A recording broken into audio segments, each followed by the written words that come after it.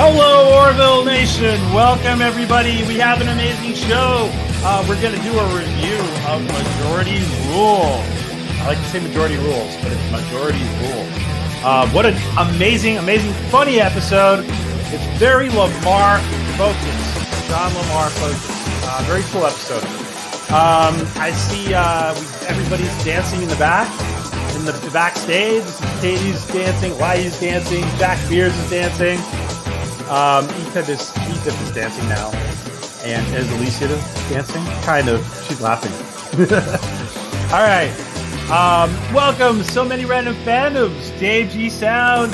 Hello, Dave. Matt Martineau. Good to see you, Matt. Superfan Adam Shawan. Awesome. Good to see you. Rapunzel. Good to see everybody in here. And Adega is lurking somewhere. Hello, Matt Ryan. Frank. Good to see everybody. Celine. All right, guys. Let's get started. I want to give a big warm welcome to our favorite galactic meteorologist and airbending Katie. Where's the button? Where's the right button? There we go. Welcome, Katie Nicolau. Hello, hey. Katie. How are you? I am doing great. We're in an enhanced risk for severe weather. It is my time. Hey. I'm very excited. Yes, severe weather. I gotta say, if I get excited, like I always got as excited as you do about the weather. Should I have been a meteorologist? Maybe. Oh, totally. Oh, yeah. As long as you're a little off your rocker, you're good. You can join. As long as you're a little off your, I am way off my rocker, Katie. Then you can join.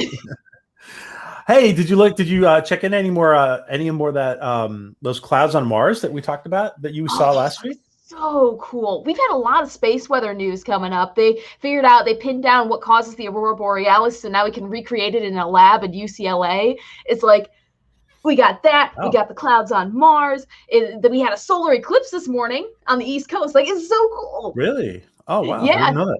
It was right near sunrise. It was the Ring of Fire eclipse. Oh, okay. So I'm just looking at Frank's comment here. Hope you're not scared because right now you have. Really? Is that true? Oh, they're all. Oh my gosh, there really are 18 dogs in that picture. Wow, Aww. Frank, awesome. That's cool. We love pets, so. Oh my gosh, yes. Katie, I'm getting I am on Mars. I'm getting like redder and redder every day. Yeah. I don't know. I gotta fix the lighting. At least you aren't like phasing out in your hair anymore. That's a plus. I know, right? Well, I had to turn the lights off, like Etep was saying before. The lights are so hot. I might have to turn them off and turn off the green screen in a while because it's insane. No! It's really hot. And I just ended the stream. We just ended a stream, by the way, with Nikki, who does the dark matter pins. Katie, oh my gosh, yes. she has the coolest Doctor Who stuff. You gotta check it out. Oh my gosh. I gotta check it out. I saw the dark matter stuff. I was scrolling through. I was like, okay, I want that mug. I want that pin. Yeah. So let's get everybody in here. I am really sorry. There's a few people who are not able to join because I know Coco's having trouble. We'll see if we can get her in later. Okay, ladies first. Alicia AVP. Welcome, Alicia. Hello. Hey. Great background, Alicia. How are you today? I'm doing wonderful. And let me ask, and I forgot to ask Katie, but I'm going to ask her. Let me ask you first, Alicia. What is coming up on your channel? You had a great interview. You had a great interview with JP and Matt. Yeah, I did.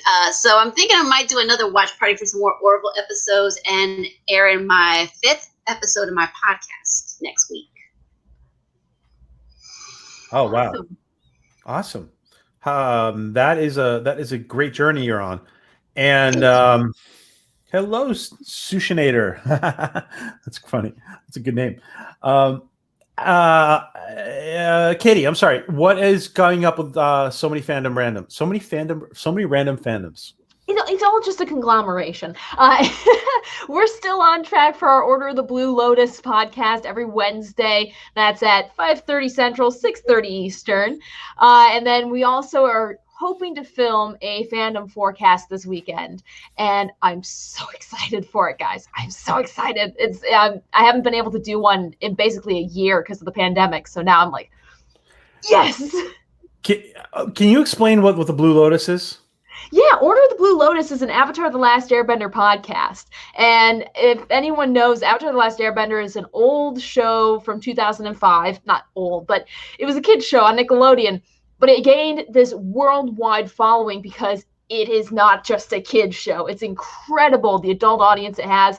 And it's really funny, and it's really deep and intense, and it's rooted in Japanese culture, and it's awesome. So we're just talking about it, and we're going through all the episodes. We're in season 1 right now, so you can still hop on. Even if you haven't seen the show, you can join. It's 30 minutes each episode, and we're only 8 episodes in. So Katie's getting me hooked. I'll be there next week. I will be there. Yes, you will. We're covering Jet. Awesome. Okay, let's see. We have people hanging out in the back. I want to welcome Elihu. He is on board. What vessel is that? What vessel are you on board? Is it the Orville? Is that the Orville? Yeah, I'm hanging out, dude. Can't you look over your shoulder, man? You're over there on the console. Can't you see me? I know, right? I'm on the other side, Elihu. Yeah, you're right there, over there, man. You're right there on that console. No, I'm on the other side of the. I'm on the other side. Side of the room. Oh, I'm what sorry. What kind of a con officer are you? You got his directions crossed, folks. Down vote. Hey, blame. Wait. Shit, where did Gordon go? Where the hell did everybody go, man? Yeah. It's a night shift, huh? Got downvoted. Elihu, what's coming up on your channel? I'm not sure what my show's going to be about next Wednesday. Oh, okay. I have not decided yet. Gotcha. Big change? No, I just haven't decided the topic. Oh, the topic. Okay. Gotcha. And can the three of you put in your channels, please, so people can sub? Absolutely. And I want to bring in ETIP, the People's Challenge, right? If that's what their full name. I'm the People's Champion, ETIP Wakuin of the Place to Be Reviews, right here with all of yous, even the Orthodox Jews. L'chaim, my people. Good to see you all. I'm back. Thank you, PJ, Katie, Alicia, Elihu. Good to see you all again. Honor to have you. Oh, it's an honor to be here. It is. And like I said, I got to give Alicia another shout out because she was subscriber number 700 last night. During the Fandom Collective 1,000 subscriber stream. Big shout out to the Fandom Collective, first of all. I'm a part of that group. I'm a part of that family. Rookie Critic, Flipped Out, Fallon, Fanzine, and Penny, Daniela. They're all wonderful folks. And subscribe to the Fandom Collective channel. Trust me, there's a lot of things going on behind the scenes that are going to start happening this month over there. And they're a great group. They do everything and anything to promote content creators on YouTube, Twitter, everything. They're great people. I'm busy, man. We just hit 700. Let's see. So we took last night off the show, the Rogue Entertainment show on my channel to be part of that. Now we had the morning show today. We got a Galaxy High episode 7, A Tale of Two Simps review coming out this weekend. We got some more pop culture news coming out. Sunday night, Batwoman's back, baby. My brain melting garbage tear show is back, so you'll get a review on that Monday morning. Also, Monday night is a huge night on the podcast, ladies and gentlemen. Joining us for episode 156. We've had some big guests in the past. This is right up there, probably in the top. Ladies and gentlemen, that umbrella guy, Tug himself, will be joining us Monday. Awesome.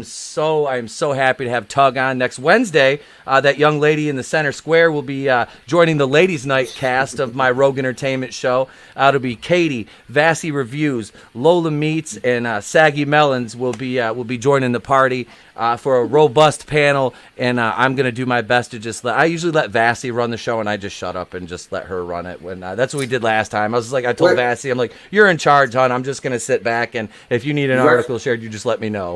You actually shut up? No, never. I'm like, what the hell is wrong with my hearing? What Vassy told me to, and I was like, yes, ma'am. Oh, okay. You want to put your ETIP? You want to put your channel in the chat? I will throw a link. You have in a there, wrench, right? Yes. Awesome. ETIP has a great channel, and I want everybody to sub to all of these if you have it. And just to answer, JP is a friend, and he's always welcome. JP Egotastic. He's not planned to show up, but if JP drops by, he's always welcome to join the panel. And I want to bring in another friend. We have who has way too much beer in his life. I want to welcome Jack Beers. Welcome, Jack. Hey, everybody. I'm the perfect substitute for JP, so that's okay. How are you, Jack? What's up with Jack? What's up with Jack? I'm doing good. I'm excited today. I saw the Masters of the Universe trailer, and I'm excited for that now. So I'm excited for watching another Orville episode with my friends and everything. So yeah, it's a good day. Awesome. Good. Now this is a very, very fun episode, of course. And let me just make sure we're off to the right start. Now, who remembers? All right, a little bit of trivia. Who remembers the name of the planet that they're on? Something 5. Ooh. I remember, and it's not 5. Wait, don't say it. I know you know it. I know something number. Alicia, I know Alicia knows it. Shit. I can't remember it. Brain fart. Brain Use fart. this computer that I have right here. All right, Alicia, tell us. Alicia, It's not tell us. connected right now. Sorry. Alicia, go ahead and tell us. Did she just disappear? Oh, she did. Yes. She Oh, did. Okay. The internet knew. Alicia, tell us. She's like, I'm out. We didn't vote you down. Come on. I'll hit the green button. She's been censored. She's been conditioned. No. Well, Wojcicki strikes again. There she is. Alicia, do you want to tell us the name of the episode? The name of the planet? Sorry. Sargus 4. Okay. Okay. Sargus 4. It wasn't even a 5. Oh. It was a number. Sorry. Exactly. Why you revoke this key card now, folks, and downvote him now? But I vote this stream, okay? I've got the voter cards behind me. Nice. Now let me go from top to bottom here, and let me see here. Let me put the ladies up top. Katie, let me go from top to bottom. Katie, what was your favorite part of this episode? Oh my gosh. Probably their reaction to Bortus saying, I dance. And you just look and they're just like, dude. I don't know why. It's the silence speaks volumes in that moment. And they come back to it in other episodes. I love when episodes continue on and you keep the thread going. So I love that part. The rest of the episode freaked me out. And what about you, Alicia? Probably the apology tour where he's, as you see it progressing more and more to see how he's going to go and say, at first he's sort of like trying to play it cool, and then toward the end you see him sort of panicking like, what do I do? What do I do? Please help me, guys. I don't want to die.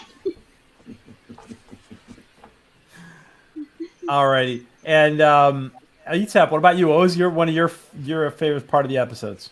What one of your favorite parts? I have to say, and it's because it's something that I have done before, and it's the event that set the entire thing in motion. When Jay got up on that statue and started dancing, I did that I did something similar to the Big Fist in Detroit. Anywhere there's this big bull like in Wyandotte, Michigan, and I was leaving a pub late at night, and I ran out in a rainstorm and jumped on top of this big iron bull. Oh, you didn't? Yes, I did. Oh my god! I almost fell off of it, but that part is probably like it made me laugh so hard because literally when I see a statue that's like I'm 41, but I literally am like a 12-year-old. I'm like much to the chagrin of my wife. I'm like, she's like, oh my god. I'm like, I got to do this. I was like, I have to do this, and she just looks at me. This is a good example for the kid. I'm like, look, it's all right. It's all right. So you see a statue, and you're like, that's not pretty, or what does that mean? You're like, is that humpable? Yeah, I was like, I can do dirty things to this. I mean, who hasn't hooked the statue? All right. Well, around here they have the issue where they want to spray paint or do other crazy stuff. So I was like, no, you can't do that. That's a monument. Leave it alone, folks. Don't do that. Mine are mostly innocent fun for photo ops. Yeah. Now does ETEP remember the name of the name of the person whose statue LaMARR humped? It's a what was her name? Oh, Exactly. I don't. I'm trying to. I can't. I haven't seen this episode in a while. Okay. It's okay. I have not seen this episode in a while. Anybody remember? No, I saw this episode last week. I can Sorry. remember the back of my head a little bit, but I have it in my book though. If I have to look. So, because this is our friend Phillip's episode. He's in like when Jay gets arrested, when LaMARR gets arrested. That's where Philip O'Reilly is. I've seen this a gazillion times. This episode. Yes. This name of the statue is Frontiers woman Mela Giffenden is the name of the historical character. Jack, what's one of your favorite parts of the episode? I would have to say toward the end when they're trying to they're trying to flood the internet with like video of him like petting dogs and shit like that. I think that's a really funny part. With Chuckles? His dog Chuckles? Chuckles! Chuckles! And I definitely see that being the future. The scary future of that. We have a special guest in the background. Let me ask Elihu first though. What do you think, Elihu, of your favorite part of the episode? Favorite and funniest part, as a guy, I can relate. Hang on. If I need to scratch my balls, I gotta reach my back pocket. Oh. Yeah.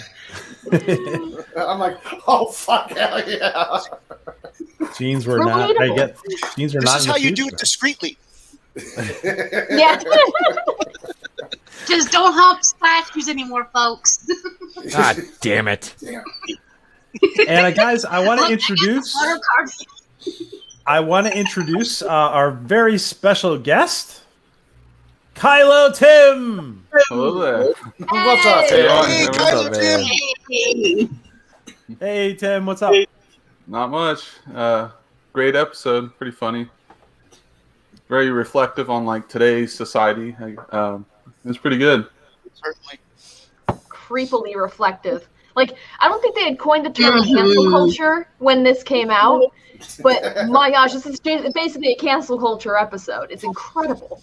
Yeah, to the extreme. Yes. I don't know if anyone's seen Black Mirror. They had an episode similar to this, and it reminded me of that. So yeah, crazy stuff.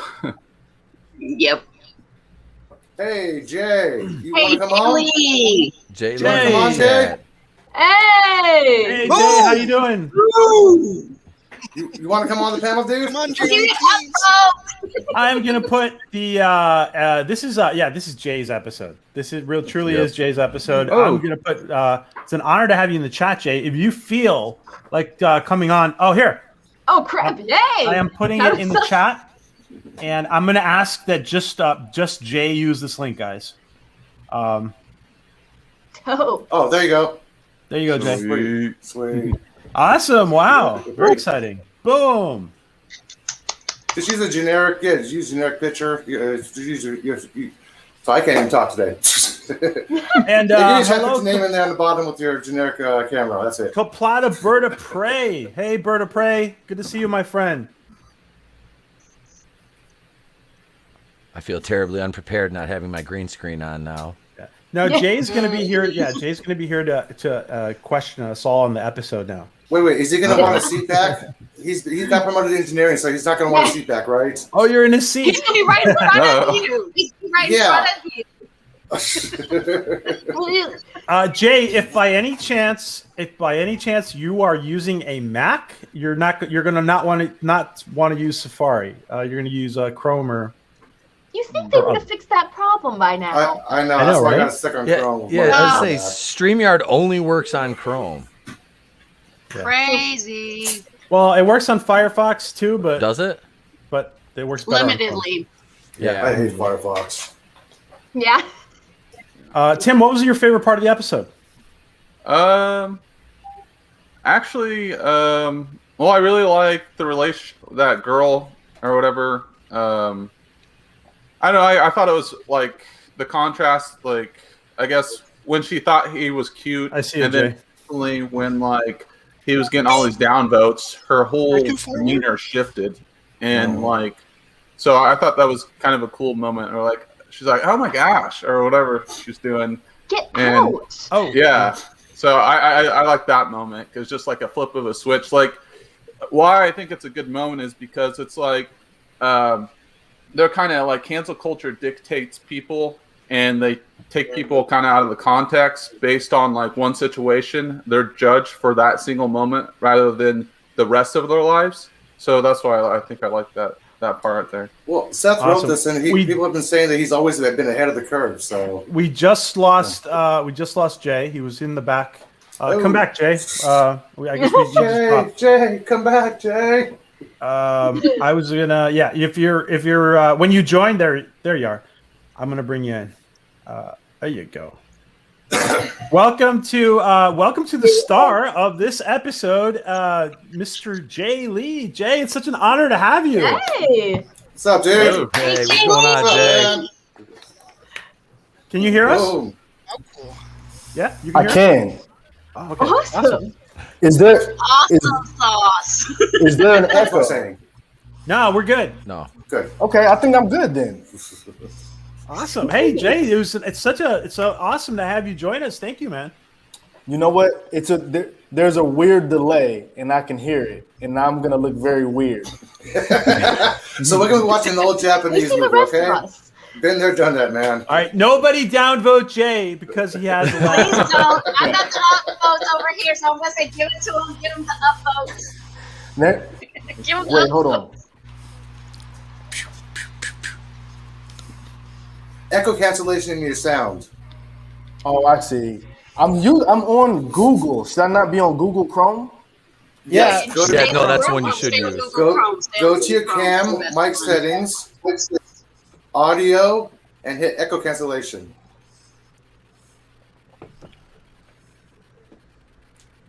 Good old technology. Hey. Yeah. Okay. Yeah. Oh, I Yeah. think I'm good now. Yeah. There Awesome you go. sauce. Hey. Boom, Jay. Boom. All right, what's up, y'all? How you What's going guys doing? on? Good. What's up? Are you filming today, Jay? I'm off today. You're off. Oh, nice. Oh, you're off. Nice. Thanks for coming in on your day off. No, it's all good. I Yeah, appreciate thanks you. for joining us, man. Yeah. Yeah, that's awesome, Absolutely. man. Hope you don't mind him in the seat right now, so hey. Man, hold But I on. got the voter thing, so I can always tell a lie if he gets a downvote. Wait, somebody Jay, is just, it better? Is it better on the bridge or in engineering for you? Hold on. I'm gonna try this again because I'm getting that audio. God, he's gonna leave. Okay. Oh no. Sushinator said I remind him of Brian Posen. I don't. Here I'm thinking more. Never mind. Oy vey. Brian Posen.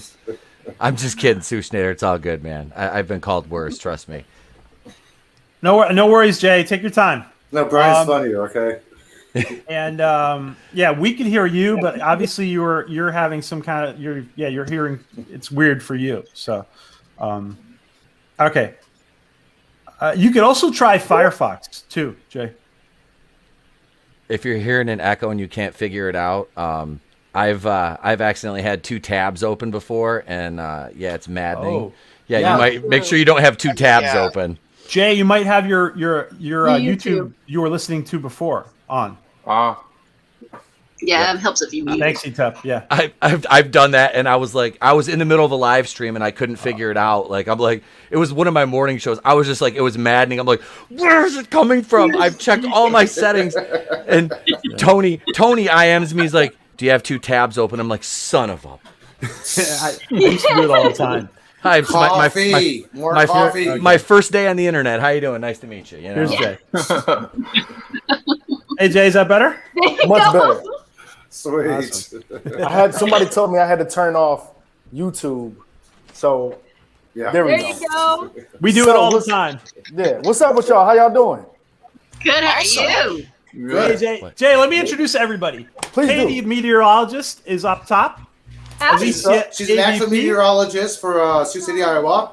And I get to chase storms today, and well, tonight, so I'm psyched. that's Elihu super Who, he's a resident comedian. And as amateur astrophysicist. Boom. Boom. Jack Beers, he is a filmmaker. Hey, what's up, Jack? Awesome. How you doing? I'm good. I'm glad to Loving be it. here. Etep, another YouTuber. How you doing, man? YouTuber, professional wrestler, and all that fun stuff. But yeah, retired. But yeah, You have a way better job than I do. I have the concussions to prove it. Yeah. I imagine, yeah. And next to you on the bottom is Kylo Tim, or he's another YouTuber. Hello. What's up, bro? I like that shirt. Oh, thank you. Yeah. We call him Kylo Tim because he looks like Kylo Ren from Star Wars. Ah, that makes sense. I see the connection. I see what you did there. And then who else? Where's Alyssa? She's up top. Here I am. How you doing? See? Hey. You know who I am, don't you, Taylor? I do. And that's Goody. What's up, Dad? Yeah, boom! I got your Orville on here. I got your Orville stuff. I'm representing the best one, Orville. Oh, that's what's up. That's what's up. Yeah, thank you very much. Yep, and I got the voter thing behind me. Oh, I see that. Yeah. That's what's up. I'm gonna see if I don't have any cool backgrounds. Hold on. How do I change my background? Go to cam. Yep. Go to green screen. Watch this. I'm gonna see if I got anything decent. You have a couple generic options though. I think there's a brick wall option. Yep. Yeah. Nah, we're You not always doing add generic. your own, and you can always upload your own. Because I uploaded this one my own. Watch this. I'm gonna see if I got any cool Orville things on here. Hold on. Heck yeah. But And continue guys, on. don't forget. Alicia had a great interview yesterday with JP from Egotastic. You want to check that out on Alicia's channel. Nice. Yep. I'm gonna try to get JP in my trailer, and that sounds terrible. Nice. But I mean, Oh, Nice. yes. Lock the door. Yes, do it. yeah, I'm gonna see if I can. I'm gonna try to get him in there. Okay, let me see. I'm in my photos. Let me see if there's Do that, anything Jay-Z. interesting. Do that. Hey, how can we talk to you while you're doing this? Yeah, I can hear you perfectly. And you, how did you decide to start your YouTube channel? It's a great idea. You know, I do a lot of sort of stuff on my own, right? Film, and I make my own stuff. And then I think somebody at some point was like, Jay, you should just make, oh, this is going to just look so corny. I have some old gallery shoots. I'll put this up. Let me see something. Wait. Come on, share. I'm going to do it. This is so stupid. But yeah, somebody just told me one day to go ahead and does this work? To just create a YouTube channel. And I did, and you know, I don't have as many followers as you guys, but it's just something fun to do, and I try to just I put some guarantee stuff you're out. gonna blow by us. Yeah. Oh yeah. Yeah. You guys are pros. Yeah. Hey, you No, already reached you're that the 1,000 pro. milestone, You're the pro, man. So we're just the simple grasshoppers compared to you. No. adjust the bar at the bottom of that little window for the green screen. Yep. Yeah, we can Why? fade it in and out. Yeah. Oh, let's see here. Let's see how dumb I look. I'm trying to No, look you as never dumb as look possible. dumb. You know what? That's I quit. Jay. If you share it, I can if you hit share, I can share it with everyone. You know what? You know what? Sometimes you just gotta abandon mission. I'm quitting this mission. Abort! Abort! I'm aborting. Get out of here. That's fine. That's fine. Camera. How do I do Avoid it? the apology tour, right? Can you guys see me? Oh, there we go. Yeah, we can see that. Yeah. I quit. So, but You're yeah, good. I don't know. I just decided to go ahead and start a YouTube channel, and I have a whole 1,000 people, and you guys have been awesome to help us get that moving, and so I appreciate it. Hey, Jay, I want to thank you for actually having a crew member in your trailer. Oh, listen, I said Dude, this in the interview. The hero. Look, I started Yeah. as a PA. I've done literally every job you can imagine, from getting coffee to printing out scripts to EPing, directing, and I truly understand everybody's position. So when I first started the show, I 100% had to get my standing in there. Right on, man. Nice. Yeah. It takes a village.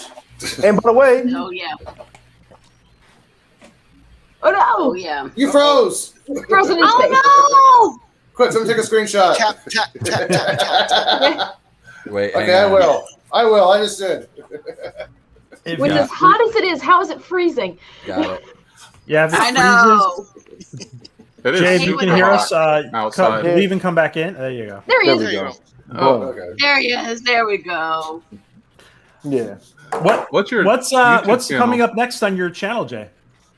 So I really want to keep doing the in my trailer, and COVID messed everything up, right? Because I have an idea of doing that with. I have a lot of celebrity friends and people nobody knows, like my local coffee shop guy. I want to get him on the fucking show. Heck yeah. But so I want to keep doing that, and what else? I'm going to keep making stuff and putting stuff out. I don't know, whatever hits me.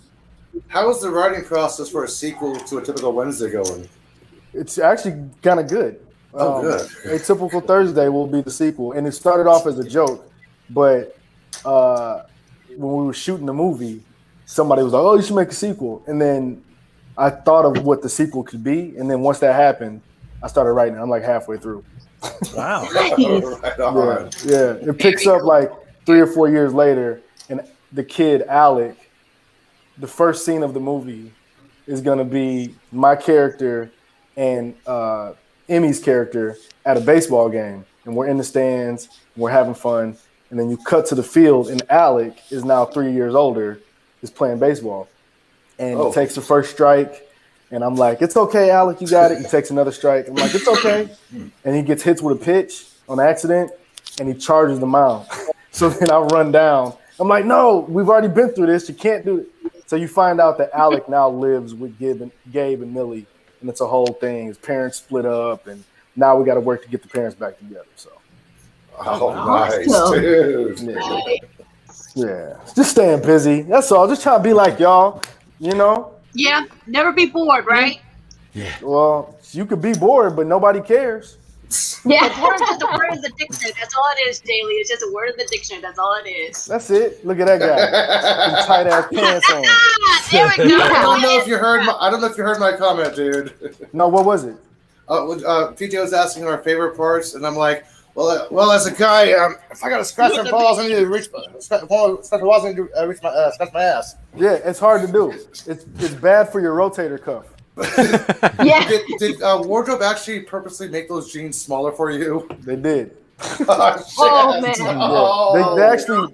So wardrobe is great. So all the costumes and stuff they make are custom. So with this particular episode, what was kind of interesting is we were trying to find winter dog. We were trying to find stuff that looked like Earth but still a little off. So if you go back and look at it, they're like double cuffs on the jeans. Like everything's just a little bit off. So they made me 2 pairs of pants, one that were super tight and then one I could breathe in. I can see that now because I get the Totally look showed on it. mercy. Yeah, you see it? Yeah, I can see it. Yeah, it was just like everything was just a little bit off. I see that you're wearing orange in there. Is that like a little future foreshadowing of you being in prison later on? By any chance? I'm just curious. I don't know. I think it was more so because of engineering and orange is for engineering. Okay. I think it was that. I don't think it was any foreshadowing. But As chief of engineer, can we expect to see a Geordie combat role this next season? ooh, you know what? The real big rule on our show, because Seth is very secretive, is we can't give anything away. And if you guys haven't paid attention, like it's why there haven't been a lot of photos or videos posted this season. Avoid the because trolls. There's a lot of cool stuff coming up, and I know Seth is trying to keep it all under wraps. So, And let me just say, guys, the rule is no season 3 questions today. I wouldn't answer them Zero. anyway. They're trying to get you to go Tom Holland over there, man. You know, yeah, he's I was- just trying to lie to us. It's like, yeah, this is what it is, guys. Yeah. Yeah. So I'll check give it out. you- Galactus comes in and Yeah. Matter of fact, here's the script. No.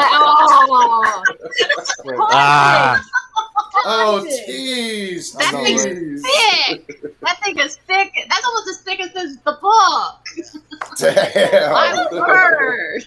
Yeah, if you saw my workstation, there's scripts and everything everywhere.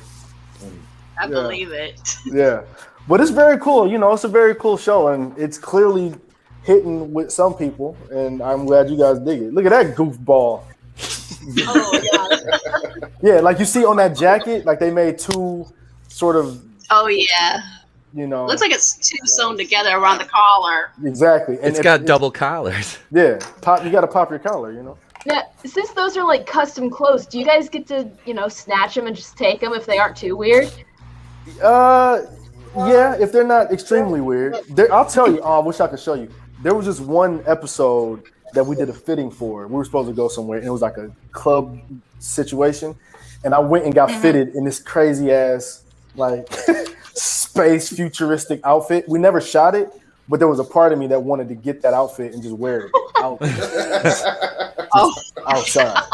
You can just show up at a convention and just be like, totally fit in. Convention, I would have went to Starbucks in it. Go to Walmart. Taking your girl out for dinner, pizza, right? Yeah. Always go with one more zipper than you're comfortable with. That's the rule of thumb. Jay, do you know who Alan Dean Foster is? He ghost wrote the Star Wars book for George Lucas.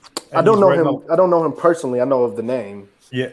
So Alan was on with us at one point, and he commented on you and Scott Grimes. He said that the dynamic between you guys was magic, and the fact that you had moved down to engineering. How did they plan to keep you guys together? I mean, obviously he goes down to engineering now every once, right. But what do you think about the dynamic between both of you? There is magic there, right? Yeah, you know what's crazy is, and we've talked about this at different Comic-Cons and panels, but I knew Scotty before. I knew Scotty from American Dad, my Family Guy days, right? So roles with both of us in mind, we did our screen test together.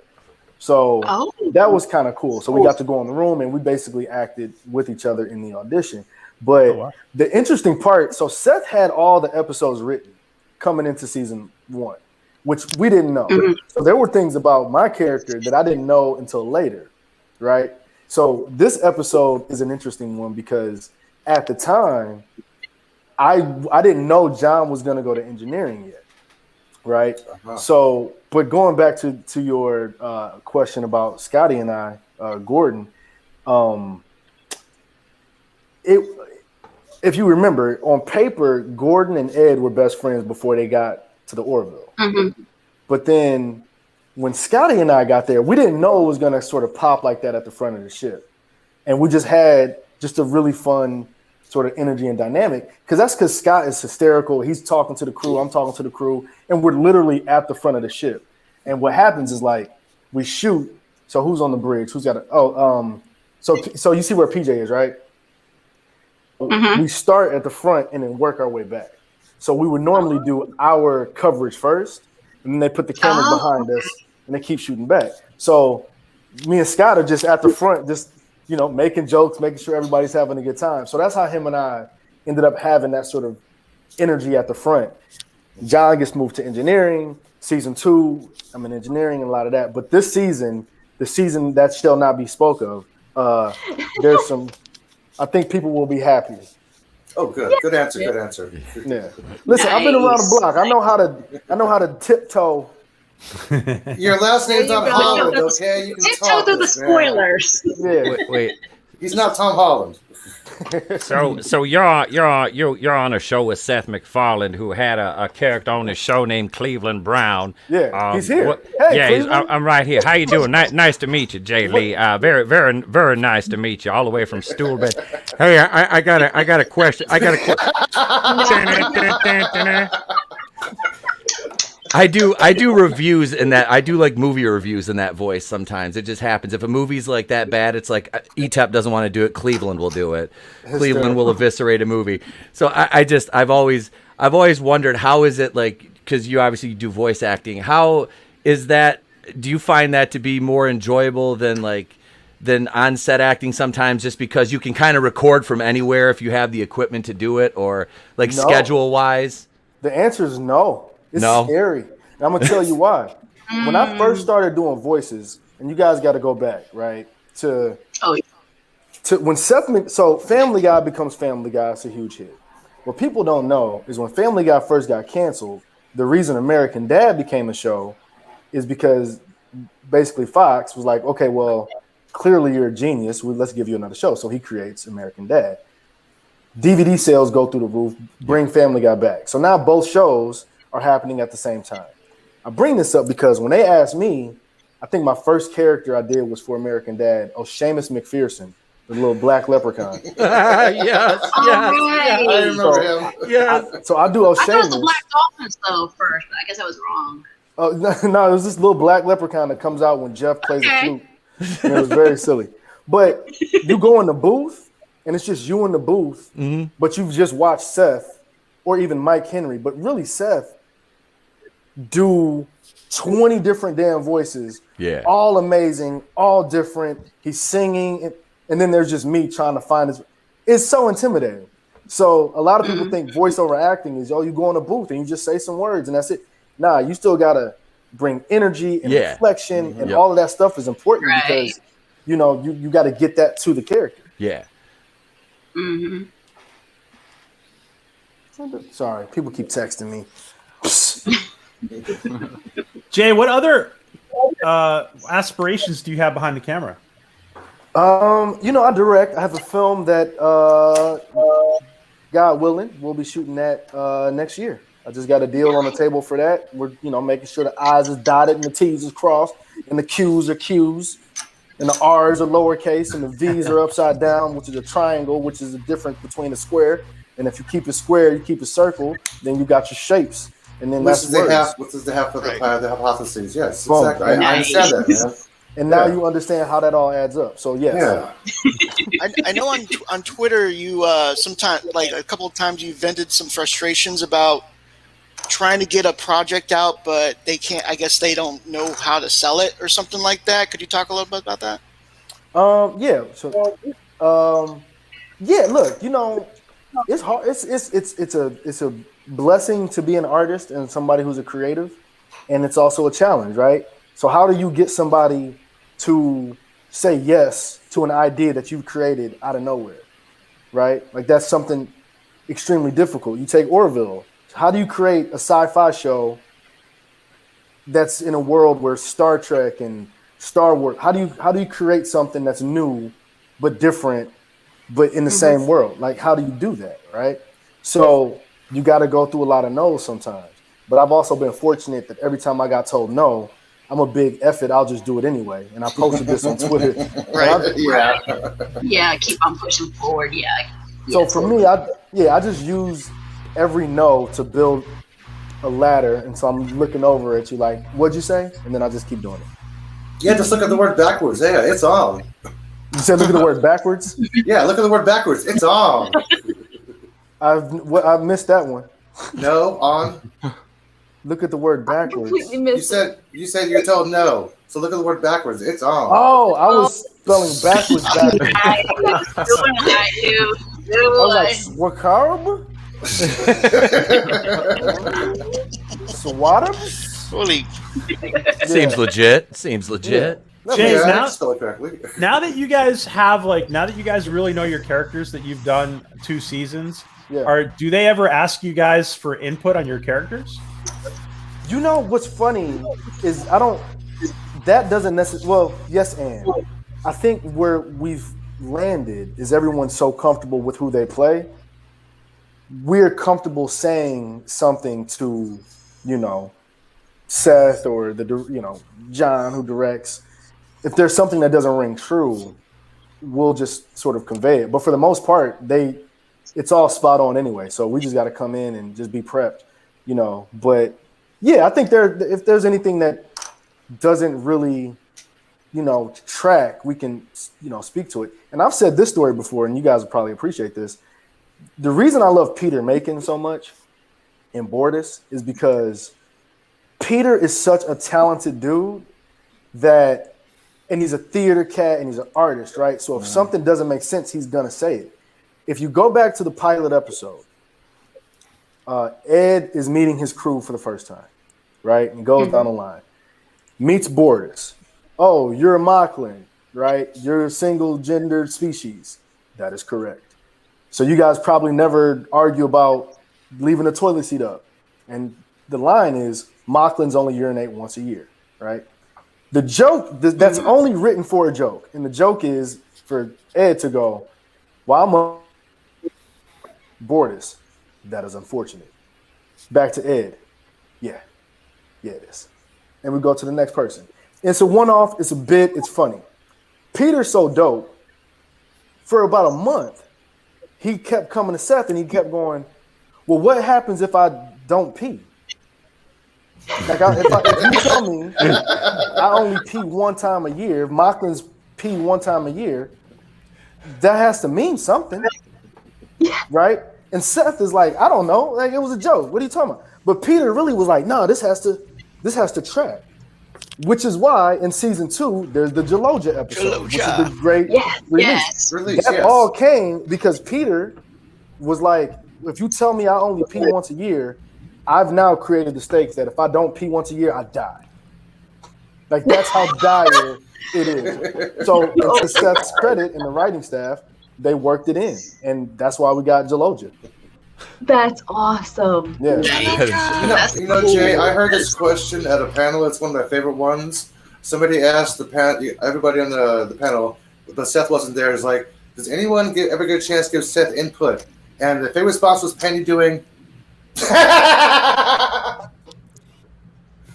When Penny was laughing, yeah, I remember this. That's his response. Like, okay. Yeah. Well, I think what she's saying without saying, if I may almost speak for Penny, which I would never do, is that Seth has this whole thing from nuts to bolts. He's got it. So all we got to do is just come in and do our job. You know, stay in your lane, do your job, be prepped, and that's all you got to do. You know what I mean? Nice.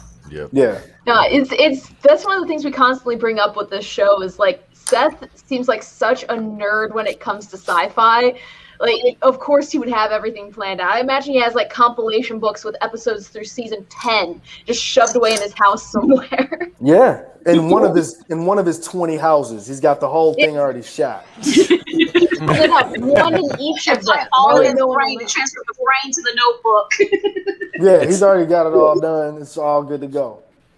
It's like that episode of Family Guy where Peter and Lois go and they've got, what is it, the director's cut of Passion of the Christ or whatever, and the priests are chasing them down through the field. It's hidden in a tin buried. That's where Seth's got all these different seasons of the Orville stashed away. And look, it's over in the field.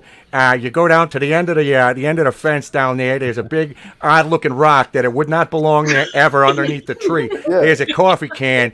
Dig it up. There's season 5 of the Orville right there. Look, there's 12 good episodes. Don't even worry about it. It's all planned out. I've got it under control. Yep, right next to Jesus's body. All of the there you Orville. Go. I just want to say welcome to Maria. Welcome, Maria. Hey. Hello, Maria. Hey, Maria. Yeah, glad you finally joined us. Yeah, thanks. I was about to leave if you didn't come, Maria. Oh. Aw. Yeah, I was on my way out. Yeah, thank you for showing up. Sorry. Did you just snort, Maria? Yeah. Yo, He has the best snort. Yo, that was awesome, Maria. Sorry. It's No. Why would you ever? That's the best thing. What? Now all I want to do is make jokes to see if I can get you to snort. All right, ready? All right, Maria, I got a joke for you. Ready? There we go. I'm going to get one more because comedy comes in threes. Ready? Here we go. You ready? All right. Are you ready for this joke? Okay. What do you call a woman with one leg? I don't know. Eileen. Reminds me of that song. Come on, Eileen. Oh, I swear I'll get a Maria, do you get it? Because lean. I do. I remember that joke. I remember Seth did that on Family Guy. It's a terrible joke. Horrible. I know. It's a cruel joke. I know. You miss not animated by any chance, Jay Lee? Because I know you used to do animation for Family Guy and all this. Do you miss not animated? That is a great freeze frame. Did it freeze? Am I back? Oh, damn it. So I missed also take a screenshot of that. Am I back? Yep, you're back. Yeah, no, I miss everything. I miss everything I've worked on. I miss Yes, and I love just creating stuff. Yeah, it shows that you love creating. Yeah, the episode. So the universe is your limit, right? The episode. You are seem to be more famous for humping that statue. There was a question in the chat. It was like, did you get a chance to do your practice runs, or they said, say, hey, take only a couple of dances, or do your own thing, or did we actually instructed on how to grind? Correctly? No. This is a true story. They gave me a budget, and I went to Vegas. So I got to go to Vegas for 2 weeks straight, and they just gave me a budget to just do whatever I wanted to do. Drugs, strip clubs, strippers. Like, we wanted that hump motion to be so authentic that they wrote it off as an expense. Oh my God. Oh. Yeah. How many takes did you do of that dance? Yeah. They call me 20 take J. You know what I mean? Takes about 20 takes. No, I did it a couple times, but they built a whole statue. Statue wasn't my type, by the way. And also, well, you don't like stoner girls? Nah. I don't hump, guys. By the way, let this be a lesson. Don't just hump stuff without permission. Ah, guys damn and it. Girls. There you go. Good lesson. Especially you don't know who it is belongs to, right? Listen, don't just run up and start humping stuff like Maria, just running around, just humping whatever she wants to. Who told you that? I got the video, Maria.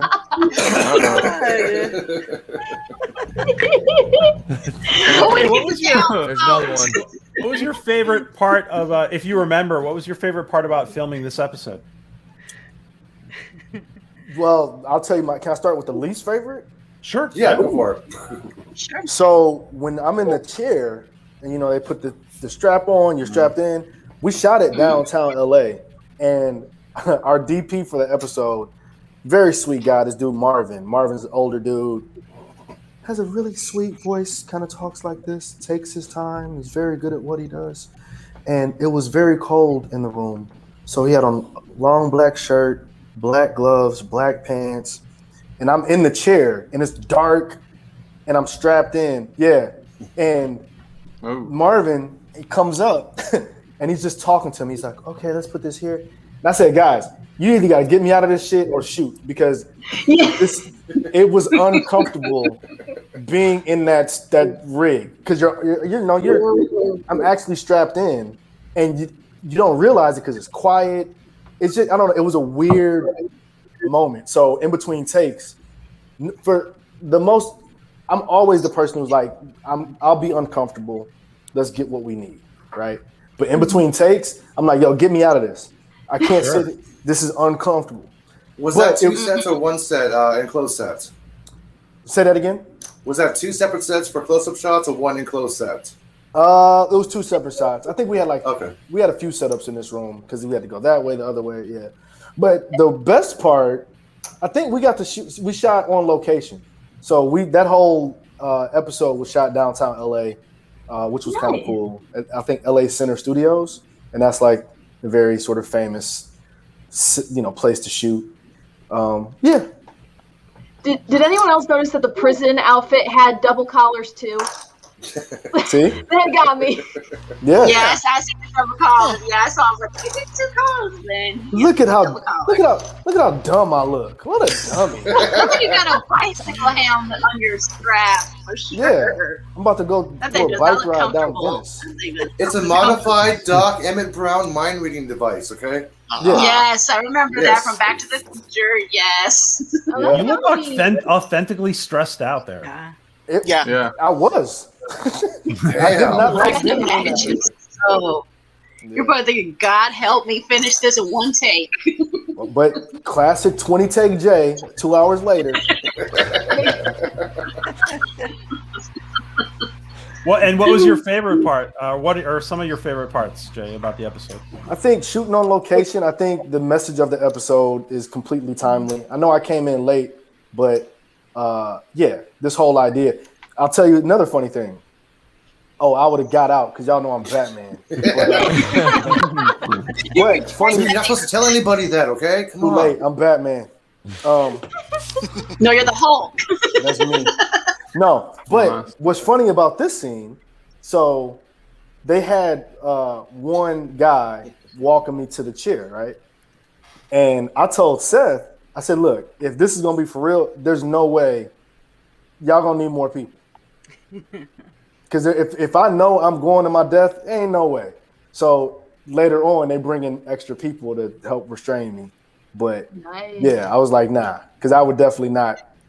Yeah, no. It's just all screw this. Yeah. But no, it was a fun episode. I'm going home. You know what? I should get this outfit for a cosplay and go as myself. Ooh, would you Awesome. cosplay? Do it. Look, I've never done it before, but I went to Dragon Con, and that was one of the funnest trips ever. I was shocked how fun everybody was down there. Oh, that's awesome. Now, Comic-Con, You I should do always an tell episode anyone... of In My Trailer. Do an episode of In My Trailer in that outfit, and then say, "Oh, I'm not Jay Lee. I'm LaMARR. I'm taking over." Oh, do that? Yeah, do that outfit. I'm gonna do it. I'm gonna watch. Yeah, do it, Jay Lee. I always tell people who haven't been to a convention, like, it's the only place on earth where everyone will be wholly accepting of whatever you show up in. Like, I remember I went to C2E2 in Chicago, and like the only rule for the cosplay was you couldn't go as a nudist. Because someone tried that loophole and they clamped that down. Yeah, it's always the people who shouldn't be nudists that are the nudists too. It's like I've been to a couple resort, like the one resort I went to in Jamaica next door was Hedonism 2, and it's like it's always all, like I said, I was like, me and my wife were walking down the beach and we were on our honeymoon, and I'm looking over there and she's like, "Don't look." I'm like, "Well, now that you said that, I'm gonna look." Oh God, why did I look? Don't look at what? Don't look at it was at that moment he knew he had turned the wrong direction. Look. You're too late. She already got mooned or whatever. Yeah. Oof. Yeah. Moon's over Miami. Oh my gosh. Jay, were you a Star Trek fan? I wouldn't say a fan, because I understand what fan means now in a different way. I knew the show, right? Like, it came on late at night, and I'm like, "Oh, that's Star Trek." But I never was into sci-fi until this show, to be honest. Really? And you know what's funny? Check this out. I don't know if I've ever said this. Oh, look. One of the tattoos I got, let's see here. How can I do this? All right. So I got this tattoo. There we go. And if you look, you see the little moon? Oh, this way. Oh, yeah. Crescent moon. Yeah, Yeah, I see it. You see that little astronaut on the string? Yeah, the one that's like on the rope kind of thing. Yeah. Yeah. Holding it. It's a little bit further back. Go a little further back. I look so dumb. Yeah, we see the astronaut. Yeah, the moon. Yeah. Anyway, astronaut. Yeah. Why I'm bringing that up? I got this before I was on Orville, and I made a joke with Scott, and I said, "Yo, it's John. It's John and Gordon. It's me and you, bro. Like, we're going up to the moon." And he's like, "You got that for me?" I was like, "No, I didn't know I was going to do the show." But I've been having, this is a true story. I don't think I've ever said this. I was having crazy dreams.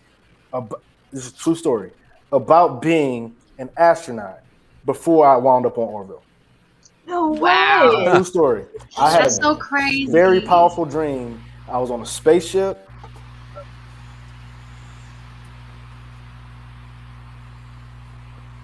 He just froze again. I was like, is he getting ready to say something like really, like he's getting ready to drop a bomb? Like, Jay, It's my internet.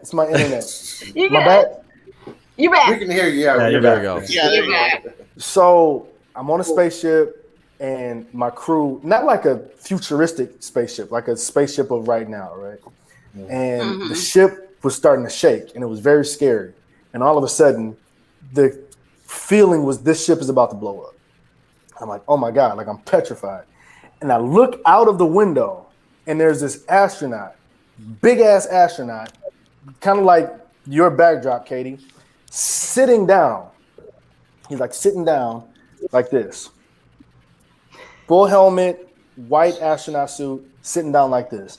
And I'm looking out of the window, and he goes. And the ship is flying towards it. And of course, the feeling was once we get there, it's going to blow up. I'm dead.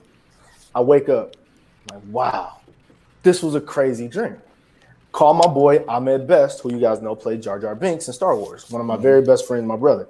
I said, dude, I had this crazy ass dream about this being, this godlike being that was an astronaut, right?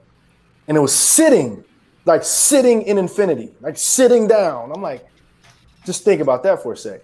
He just so happened to have another dream that was similar, right? This idea of this big godlike. Really? Yeah, but his was something else. But it was the same concept of there was this sort of omnipresence, right? Mine just so happened to be an astronaut. And then like a year later, I was on Orville. Oh wow! That's like Andrew Lloyd Webber. It was like the universe would let you know. Stuff. Thanks for sharing that, Jay. Yeah, I never told anybody that. That is so cool. Great story. Wow. Was there a snake with a Thanks for vest telling in us. there too? Yeah. No, I don't do snakes, man. Maria, I'm not doing. Nah, y'all can have it. Oh man! See, what the Comic-Con that I mentioned earlier, there's a reptile booth. I know they tour Comic-Cons. You got to find them. For like $1 donation, they'll let you hold this snake named Betsy, and she is like a chunk. I'll give them 20 not to. Yep, I know, right? Yep. Here, you know what? As a volunteer, when all the kids were hiding around me, to say, "Miss Elysia, I'm scared to touch it." I said, "Here, come behind me, watch me hold it, and then." Yeah, no, you got it. You hold it, Miss Elysia. Yeah. Well, I don't want to take up all y'all time. I mean, what were y'all talking about? Y'all got any more questions? What do I do? I don't know what to do with myself. We are talking about the episode Majority Rules, basically reviewing it, talking about it, and hey, you're up here, cool. Thanks, dude, for joining us. And and now you're down there. Okay. I'm putting up this image because the guy who's in the middle of the image, that's Philip. He's one of our friends. He's in there. He was in the crowd with you. Oh wait, oh really? Yes. Philip O'Reilly. Yeah. I almost punched somebody in the face. Maybe it was Philip. He downvoted you. I should have punched him in the face. I totally looking back at this episode, seeing people just going into restaurants and being in crowds and stuff. It's going to be so weird. I feel like it's going to take time to get used to seeing that in film again and not thinking, oh, wow, the before times. Like, just to go back to normal. Right. Yeah. It'll come back. I think we've all, if we are here talking, listening, watching, enjoying, maintaining, that's a win in of itself. The last year and a half has been a monster, right? And the fact that we're just still here doing this, is a testament. So I know a lot of people are like, yo, you got to get on your grind and do the. Shut up. Sometimes me waking up is enough. Exactly. Yeah. Yes. You just do you. Do what you're comfortable with. Stay in your lane. Ain't no traffic in your lane. Just stay in your lane. Trust it. So yeah. But anyway, I do think we'll slowly get back because I do think we realize we need each other. Hey, Jay, I have a question for you, Jay. Yeah. When you first read the script, what was your first initial impression about this? Because everybody knows that Seth is famous for saying he's trolling Star Trek, and people's like, is this a troll of a Star Trek episode, or is this actually reflecting social impact upon what's going on in real life? What was your actual initial impact when you actually first read the script? Well, that Black Mirror episode, what's your name again? Ty? Was it Tim? Tim had brought up that Black Mirror episode that hadn't come out yet, of course, right? I think this was before its time a little bit because you look at where we are now, and that's sort of it. Like the majority rules, this sort of cacophony of noise becomes the barrier of what's truth, right? But I just thought it was a powerful episode. You know, I think a lot of the stuff Seth talks about makes people think, which I think is important. It felt realistic, like it could really happen. Oh, it's happening. It feels like it is happening. This happens every day on Twitter. It is happening. Look at the apology tour. The way Seth wrote it, the show is like kind of an offshoot of The View that we have here, and they do the exact same thing they do on The View. They focus all on the negative parts of LaMARR's character. What he did negative part that feels up the crowd. It's the majority. It's getting all the majority of this. Yeah, because that's not how I do sex. Just watch the way Maria's going to get canceled for snorting tomorrow. I've already led the charge. They do that on Reddit, sadly. They do that because on Reddit, the logos look so much like the badges and something where it's up and down votes and everything. It's so crazy that they'll say, no, you can't do this, you can't do that. And then the next week they'll say, nope, you can do it. I'm like, where's the consistency? There's no consistency. Yeah. Fullest consistency is a hobgoblin of little minds. Katie, Ralph go. Go, Katie. Go. Yeah, I was going to say, sorry, we're looking at a severe weather risk tonight, and I pulled a morning shift, so I got to scoot out. We're doing a conference call, and it's going to be fun, but this is more fun. Have fun. Hi, Katie. Oh, See you, Katie. Hey, Katie. Have fun chase storming the tornadoes, young castle. Oh, that was very sweet of her. She chases tornadoes for a living, Jay, by the way.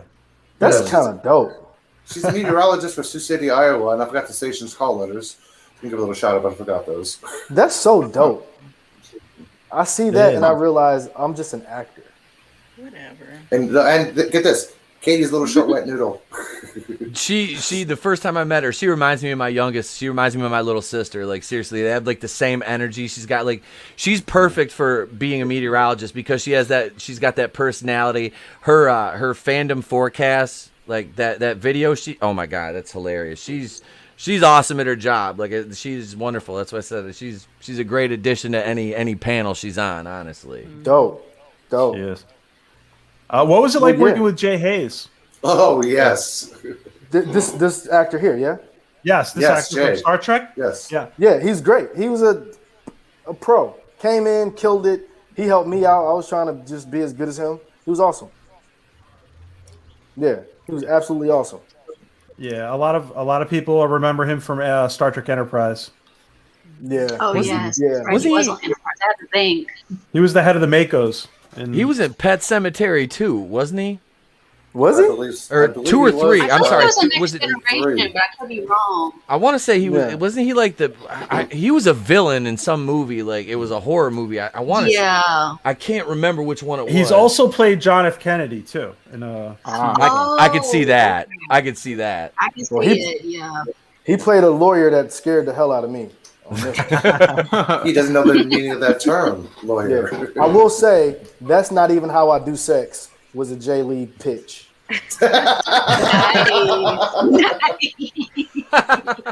Good one. Nice. Yeah.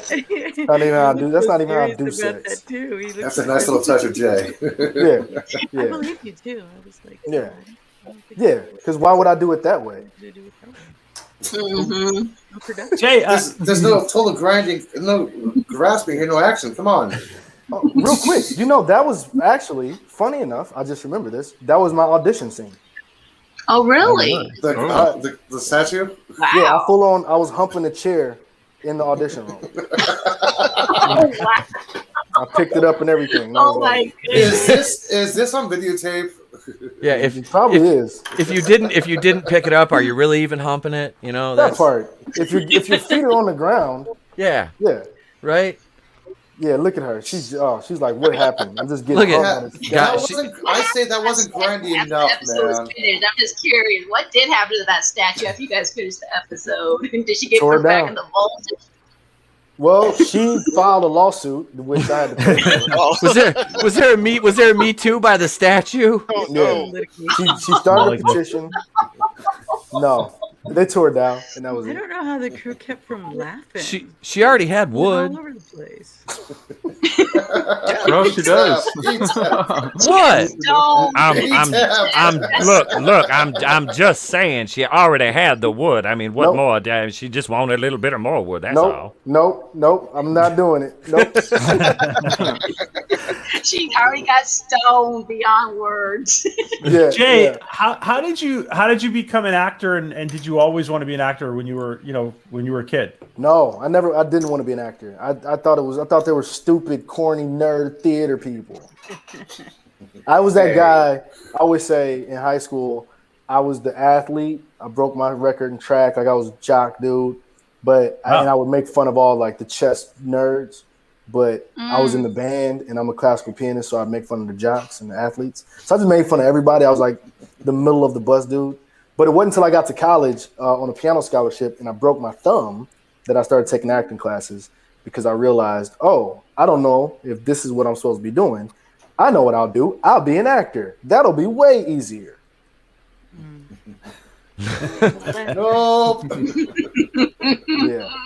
And then I came out here and didn't work for a very, very long time and started writing and directing and making my own stuff that sucked and got told no for years and years and years and years and years and years and years and years and years and years and years and years and years and no, no, no. And here I am. Wow. A lot of So no's, what but you've really eventually learned yes. is perseverance. Yep. Yeah, I just ignore. Yeah.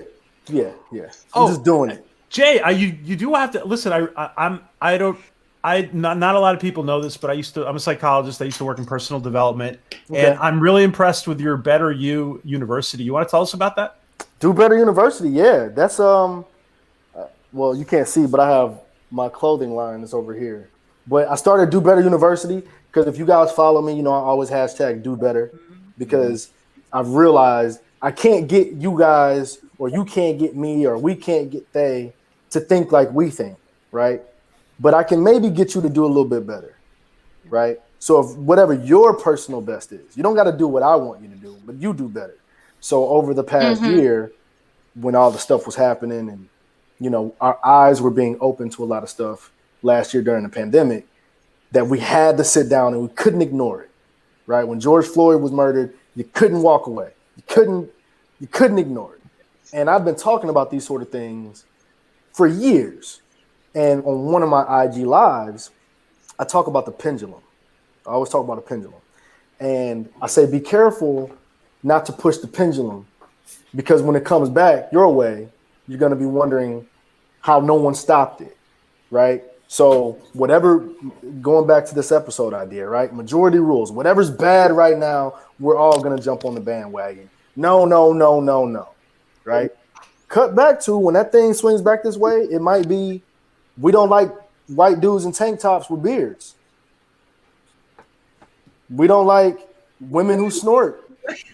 We don't like, you know what I mean? Like we don't like long hair dudes who look like Adam Driver, you know? So yeah. So when that pendulum comes back, it's gonna be your house it destroys. So in one of the lives, I was talking about why it's smart to sell your racist stock. Like, if you're a racist, there's never been a better time to get off of the boat. Just sell your stock. Just care about people. Sell. Because Hello?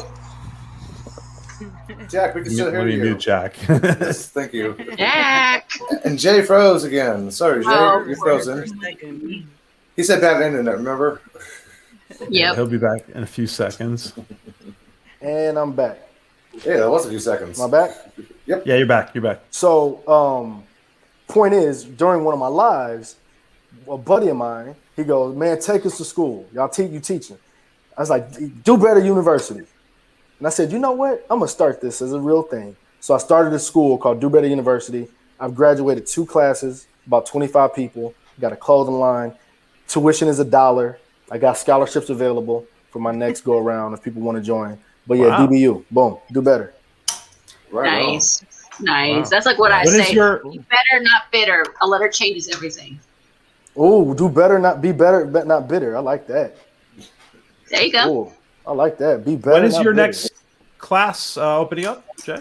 Probably when I finish this season. It was kind of tough doing 2 classes during filming, but I would have class from my trailer, and they're all awesome, and they're from everywhere. And you can do it online too, so. Yeah, it's all online. What up, Nate? Yeah, so Do Better University. Awesome. No, like don't that. shock me. I don't know what you're talking about, Teach. Yeah. No matter how, let this be a reminder. You still get raggedy headphones and your internet sucks, no matter how famous you get. Hey, I got a crappy Mac, a green plastic tablecloth, and, well, nice little headphone, but still. I will put that link up. I think I'm going to find it. Is it on your Twitter page, the link to that, Jay? Yeah, it's literally, you go to dobetteruniversity.com and send me a message, and I'll update when we have our next classes. I'm pretty much sold out of stuff. I have some clothes left, but people bought them very quickly, so I got to re-up. But you can still get there, Yes, get some stuff off the please. site. Yeah. Our friend Eric graduated with you. Not only did Eric graduate, he's in town. I'm supposed to see him Saturday. Awesome. Nice. Yeah, he You told already me gave that. me your trailer, right? Eric told me that. Eric told me that. Yes. Eric is so cool. Yeah, Eric's Duke awesome. University. Yeah, Eric came through, killed it. He was awesome. He was one of this he was a teacher's favorite. He was one of my favorite students. Do you have valedictorians? Yes, I do. Yeah. Yep. People had Do you to have read an essay to valedictorian graduate. Oh, nice. What'd you say? I said, do you do valedictorian speeches from certain people in the community by any chance to go on there and speak for? Yeah, they got to stand up on a statue, hump it, and give their speech. That's how you do it. I want to thank everybody. There you go. Yeah, okay. Told you. Humping is bad for your rotator cuff. I know, man. Yeah. Well, anyway, yeah. What else y'all want to know before I get out of here? Go ahead, guys. Ask questions. Is Anybody? LaMARR a lot like you, or is there another character that's a lot like you?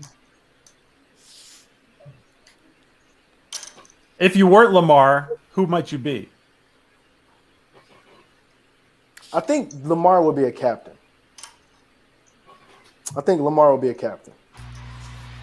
Right? Or he'd be Bortus. Like, Bortus would be fun. Yeah. I got a question for you, Jay. I have an answer. Okay, good. When is Seth going to let you direct an episode? Listen, sometimes when you go left, you got to go right, and that's when you end up where you're at until you turn around and you see how far you've come. You know what I'm saying? Nice. Yeah, you have an eye, man. He should let you at least co-direct something, or at least direct one full episode. Listen, man. I'm happy going to set, being John LaMARR, and I'm good with that. You know, It'd be awesome to direct the episode. I think Seth it'd be like you going to your favorite restaurant and then going back to the kitchen, like, let me cook something. Man, let me get on the grill. Yeah, that's true. I do have a question for you, Jay. Now, how many seasons in your estimation would you like? Okay, so you see some like your favorite shows. Like I used to be a huge Walking Dead fan, and now it's to me it's like it's almost difficult to watch. Like it's almost a chore because it's like it's like limping to the barn, you know, kind of. Now, are you like an advocate of like how many seasons you think you should do with the Orville, or is there like some cutoff point where you're like, you know, how much story do we have to tell? Where would you like to see? How many seasons would you like to see the show go? I guess. As many. Look, I'm a big believer in like if you invited me to a party, I'd get there about 8:15, and let's say the party's over at 11. I'm gonna leave at about 10:30. So you know when to get in, get out. Yep. You don't want to be, you know what I mean? Like had I not humped the statue as long as I did, maybe we don't even have the episode. You know? Yeah. You don't want to. You know what I'm saying? So as many. The beauty of it is the stories we talk about reflect a lot of the stuff in the world, right? Yes. So there's always that. But then also you don't want to beat a dead horse. So as long as Seth wants to do it, and as long as we're still doing stuff that resonates, I'm in. All right, man. All right. I was wondered about that, like from a cast perspective. You know, looking at it, it's like, you know, it's like how much do we have to tell? How far can I take this character? You know, is it, do you want to just hang on because it's like, you know, you really enjoy it, you enjoy the people you work with, and it's, you know, it's a steady gig, you know, or it's like you said, you like, you know, you just get out just in time before it starts to get to that point where it's like, okay, this is monotonous, it's a chore. Yeah, nah, I don't think anybody wants to do that, right? Yeah. And also, thankfully, I don't know if you guys knew this, but Seth, he does decently well financially, so he doesn't have to do it for the money. No. So I think as long as just reason really doing what he wants to do, we'll be on this ship as long as he likes. That reminds me, you mentioned Seth. Without any spoiler reviews or any NDA contract violations, who else actually pulls a Marlon Brando on set besides Seth? Who else pulls a Marlon Brando? Yes, Seth has his lines printed out in the background so you can actually see him when he's filming. I noticed that in some background shots. Who told you that? I've seen some South before pictures. Must have been a day when I wasn't there. It was on the table, and he had his lines on the screen, right behind the camera. I'm like, okay, he's pulling a Marlon Brando. I'm like, look, I think I haven't seen that, but I think when you are writing, directing, EPing, everything goes through Seth, from wardrobe to alien makeup to the look. He signs off on everything. So that's exhausting for him. It must be exhausting for him. Well, I think my mom got to learn all the lines. My mom used to say, if you do what you love, you'll never work a day in your life. Yeah, that's true. Amen to that. Amen to that. Jay, Mercer Create. Thank you, Mercer. Just hanging with you and the others. Thanks. Sad they cut your golfing scene, Jay. Look, do you see how good my swing looked? We didn't, so it was like cut it out. Also, we got your back. I suck at golf. I suck at golf. But hey, you got a boom, man. Of course we got the boom. The boom is your trademark, isn't it now? I get it from my dad. That was in the pilot episode. Nice. Really? Yeah, wow. My dad always says boom. Maybe that'll be my next tattoo. Boom. I should get a boom tattoo. Where? One of my favorite memes to use. Boom, bitch. You guys probably know this, but I asked to say bitch. Yeah, I just hope that somebody. I hope somebody at least. This is gonna be on Hulu and not on actual regular television. But season 3, which character do you think would be most likely to say a swear word? All of us. Everybody. Yeah. But yeah, when we did the boom, we did it like twice, and I went back and I was like, "Hey man, can I cuss?" And Seth goes, "Yeah, sure, why not?" I was like, "All right, I want to say bitch." He's like, "Okay." I was like, so I was like, "Boom, bitch," and that was the one. Yeah. Time Prophet wants to see you in Dark Matter. What is? I don't know what Dark Matter is. What is that? So every Monday, we review a show that's called Dark Matter with his producer Joe Malazzi. He created they got canceled after 3 seasons, but they're trying to bring it back for a 4th season or a miniseries. It's a sci-fi show. So yeah, I don't know if you can hear me because you froze up, but it's a sci-fi show that Let's see, he comes back. I'd never heard of it until I heard you did reviews of it either. I didn't know what it was. What network was that on? Okay, I'm back. Sci-Fi Nation. Joseph created the show, and sometimes the PJ has different actors from the show on there. All right. And a couple directors. What I was going to say is I'm dark and I matter, so I'm in. Yes, you do. Good answer. Good answer. Jay, what was it like working with this young lady? She's a great actress. Who's that? She's great, and you know her dad is an actor. Oh, really? Yeah, her father. I'm blanking on his name. Real talented cat though. He's been in a bunch of. I'm not even going to do the thing where I just name all the movies he's in, but she's great. And then she was in Punisher, and she killed that. Wow. Yeah, she was awesome. Yeah, she had a crush on your boy till I messed it up, and she downvoted me. Oh, that's so messed up. Hey, no exceptions. 500,000. Younger, you by any chance that when they made you look bad, or was that an actual photo of you, or was that a different one? Wait, when I was a kid? Oh yeah. Yeah, when you were a kid, so-called. Yeah, that. I gave them a picture of me as a kid, and everybody started crying from just tears of joy, and we couldn't even get through the day, so they had to use somebody else.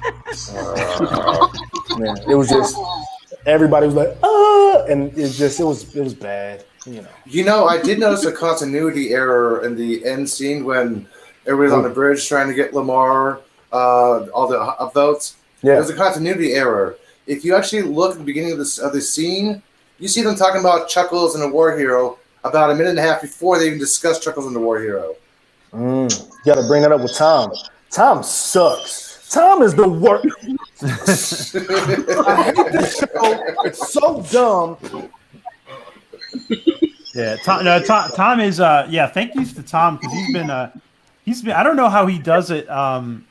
In his job, in the job he does, his public relations with everybody is amazing on Twitter. Well, yeah, because he sucks as an editor. Yeah, you might cut your lines, man. Watch out. Oh, every time I see Tom, I'm like, oh, how are you gonna cut it? Oh, he's so terrible.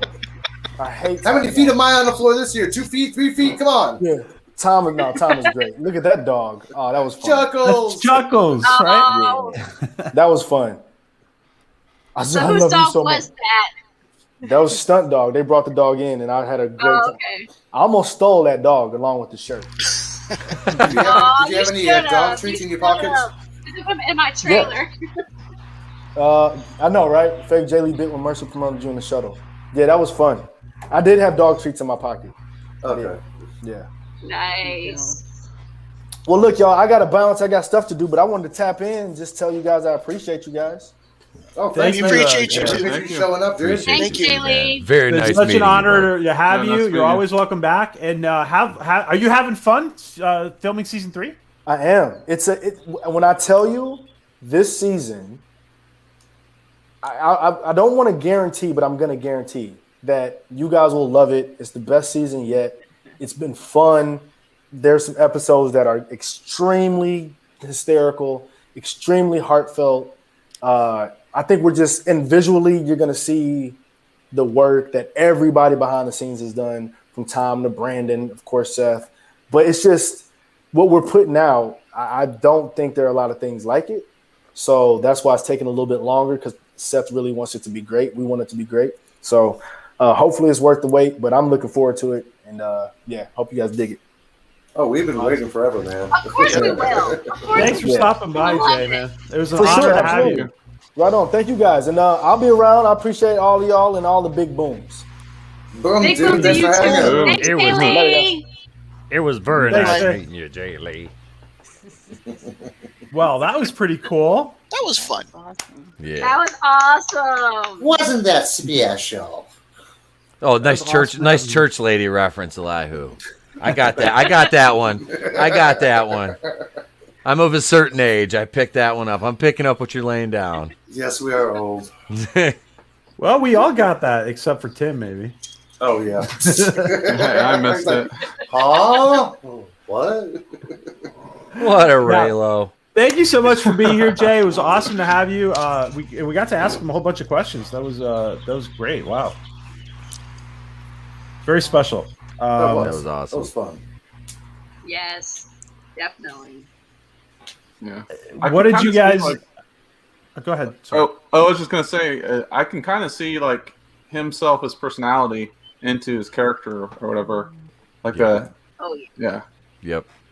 Like they kind of bleed together a little bit. Like just after spending an hour or so, just kind of, getting at little back and forth. Yep. There's definitely personality aspects that bleed. But any kind of performance art, after a certain amount of time, you're gonna do that anyway. Like it's like that. Like I said, it was like that with me when I was wrestling, and I'm sure it's like that with acting too.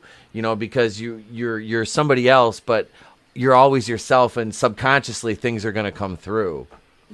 Yeah. So yeah, you can see the humor and like he's got like quick wit, fire. It definitely shows through. Yeah, a little quick. Yeah, that little. Yeah, this Yep. is the. Yeah, okay. That's where LaMARR comes in. That's where he got it Yep. from. Okay, got it from Jay. Yep. I'm glad he got the chance to put his little personality and a little spin on his character Mhm. instead of being whitewashed. Like, okay, your character is this, this, and this. It may be this, but you have to go by these parameters.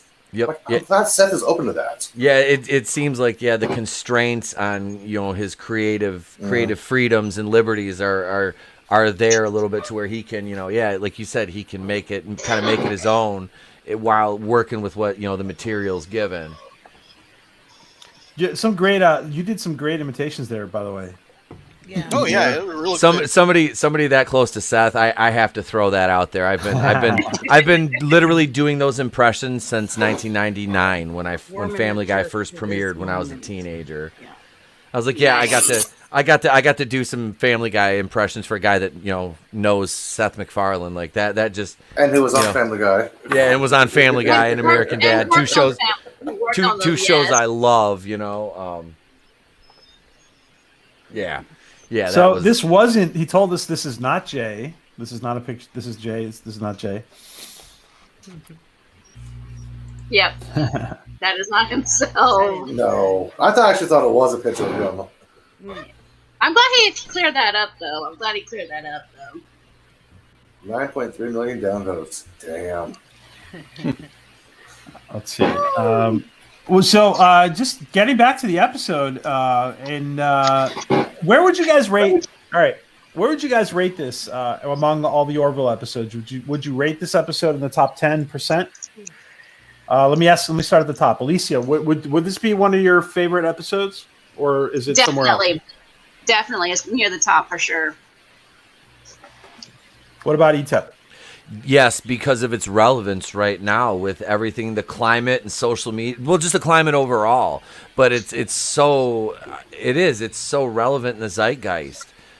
This mob rule. I mean, we see it, especially as YouTubers in this community. We see it all the time.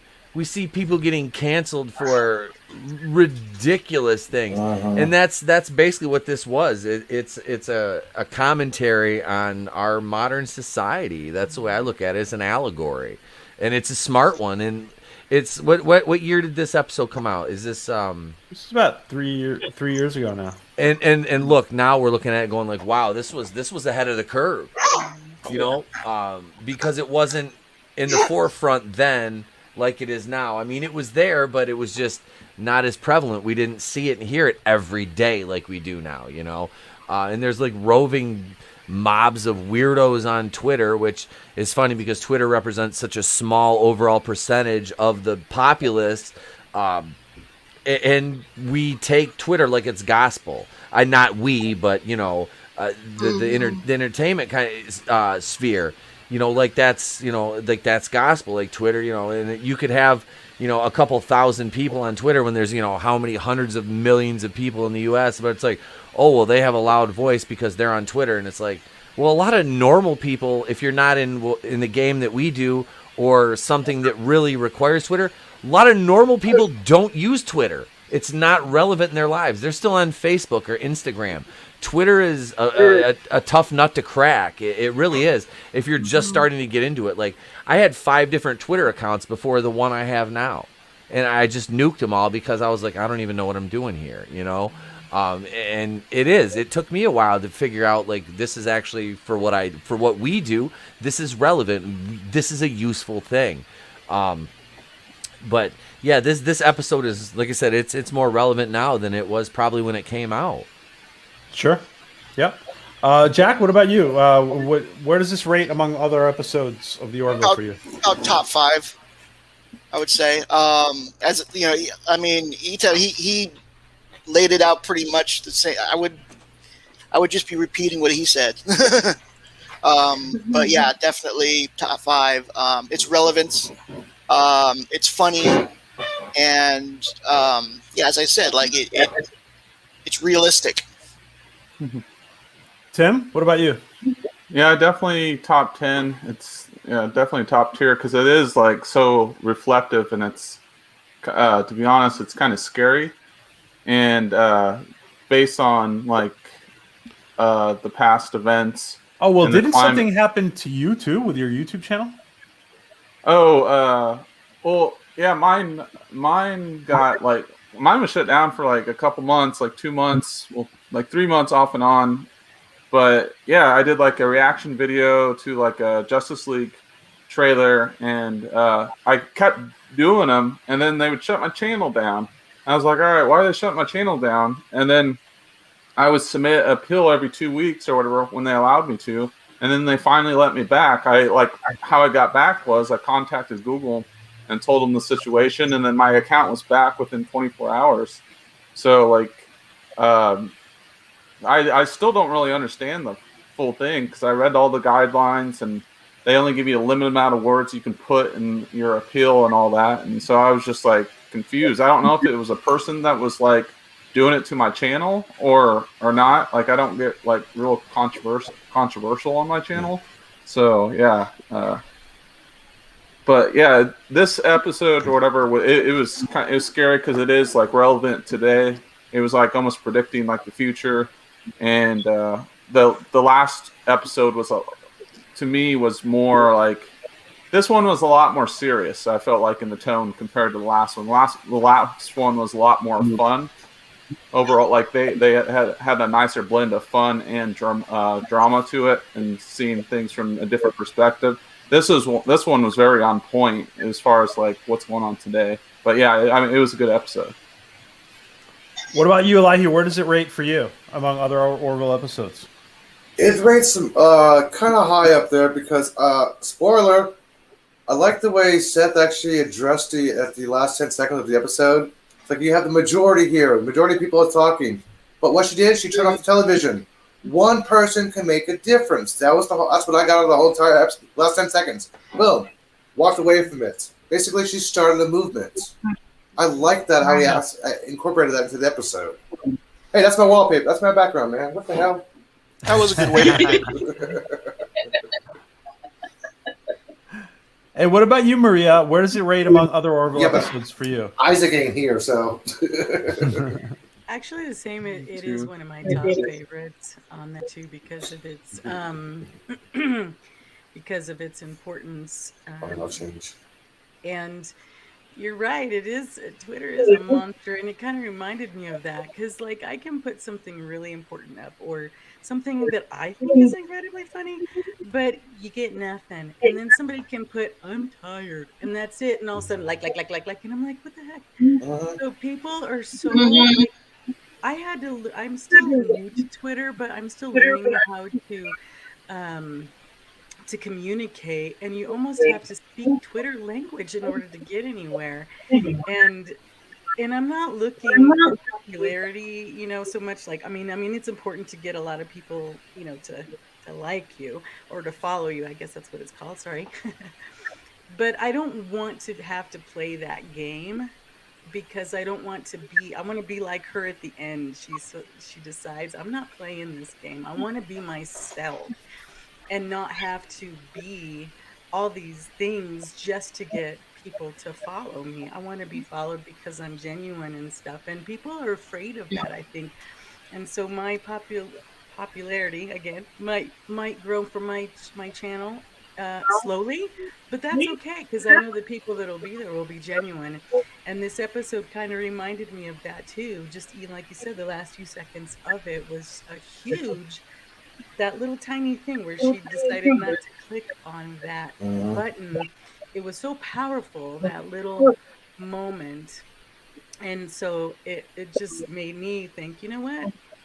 I'm not going to be afraid to be myself and keep on being myself and make an impact one way or another on my own time. And Elihu, I agree. The end of the episode is maybe she does start a movement. Maybe she, things get better. No, her turning off the television was the start of the movement. It was the action itself. She could have just voted yes. Yeah. Or yes, no, the television got turned off, which means that's the start of the movement. One person can make a difference. I believe that's what Seth's trying to say right there. Will we come back to this planet? What do you guys think, Alicia? Definitely, we should, if anything. But I agree with what Maria was saying earlier too, because I know I myself, people want to put me in a little box. I say, don't put me in a little category. I will do my own thing, even if it's not the most popular thing. I'm still going to do it anyway.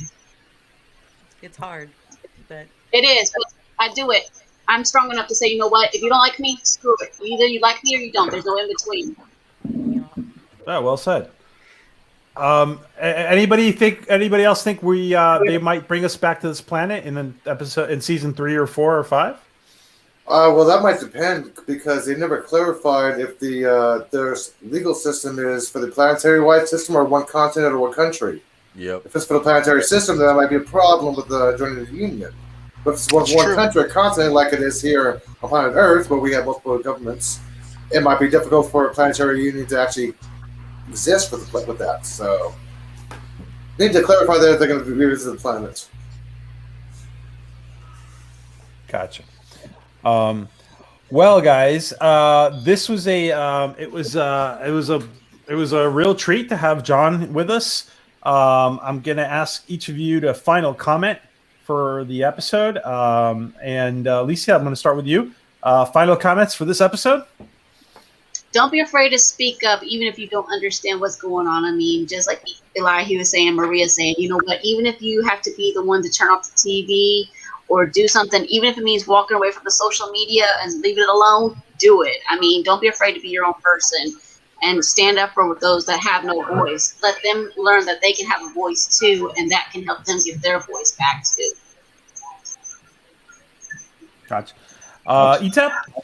This episode is a cautionary tale of what happens when we let this majority rule thing take over and become law and become, you know, what people actually believe in, because that's not a system of checks and balances. And trust me, mob rule is not a game. That's a very dangerous game and a very slippery slope, and that's not a dance you want to do. Let me put it to you that way. And this episode really showcased that, and it's smart writing that's packaged as a comedy, and with, you know, moments of honestly brilliant drama. So yeah, this episode is more relevant now than when it came out, especially, like I said, with today's climate and all the nonsense and garbage we see in the access media and the regular mainstream media. And the best thing you can do, like they did in the last scene, just turn it off. I don't watch the news anymore. The only news I get is entertainment news, because that's, you know, outside of really, really big things, I don't pay attention to the small stuff. And mentally, you're far better off that way. Trust me. Yes. Thanks, Stephen, for the comment. Let me ask. I want to go through this really quick, but I want to add to what your comments. If anybody thinks, Alicia and Etep, do you guys think that they should have wiped her memory? No, because the thing is, because of her not having her memory wiped, she was enough to say, "I can be my own person," and that was sort of like the foreshadowing of her being able to become her own person, be able to stand up and say, okay, I saw something great and powerful, and I can be great and powerful too, and I'm going to use this for my good to make a difference in this society. What about you, Tip? Do you want to? I'm glad they didn't wipe her memory. No, I don't think they should have. No, it's a great learning opportunity. And an opportunity to show on a grand scale what is achievable, you know, and it all starts with one person. So that's all it needed. And it also this is a scene here because, you know, the character was a young lady, and it kind of focused on her, and I kind of like that, because you get the beginnings of which if they never come back to or whatever, but you get the beginnings of kind of a stronger female character, and they don't beat you over the head with it. And that's what I love about this show, and that's smart writing. Elihu, thanks. Elihu, should they have wiped her memory? And final thoughts on the episode. Okay, no, they should not have wiped her memory, because it's a life lesson. She's the one to make change. Since this is the last question, I want to actually bring up something that Peggy brought up in the statement here. Seth actually made a second social comment in this episode. Not many people brought this up. They're the 21st century Earth technology, same as we are now. If aliens were to be known, would planets unite in a uniformication, or would there be planetary collapse? Nobody knows that answer. That's a conundrum we actually face on a day-to-day basis. That was brought up in this episode. I like that. And my final thoughts, we say my earlier statement. I love how he had the majority is being the major rule, and they're ignoring everybody else. Like nowadays, the majority is speaking, and the government's trying to say this, but the majority is saying no, no, no, and more people are listening to the majority instead of the actual government, which is dangerous because there's no set law, no set precedent, no way to tell you what medicine to take, know what's safe and what's not. It's just the majority of the popular vote. That is not safe. And I like how Seth actually addressed that in this. And why am I echoing?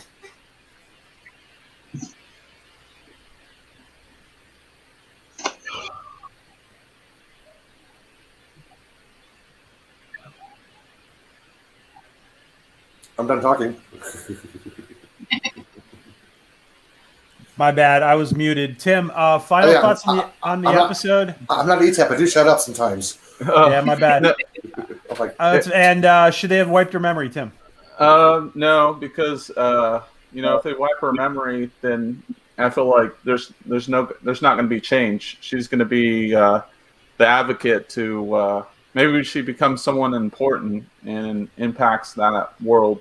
So because it does only take one, so I felt like it was pivotal towards the end for that to happen, for her to shut off the TV, because I can kind of relate based on the events and everything what happened, what we all went through on this earth or whatever. I did get rid of social media for a while, and I didn't have like Twitter or Instagram or Facebook for a while, and now I'm back to it. I mean, and it's essential for like what we're doing here, but I did shut it all off. I didn't, it was just too much. You couldn't escape it, and I wanted to make my own decisions, and so.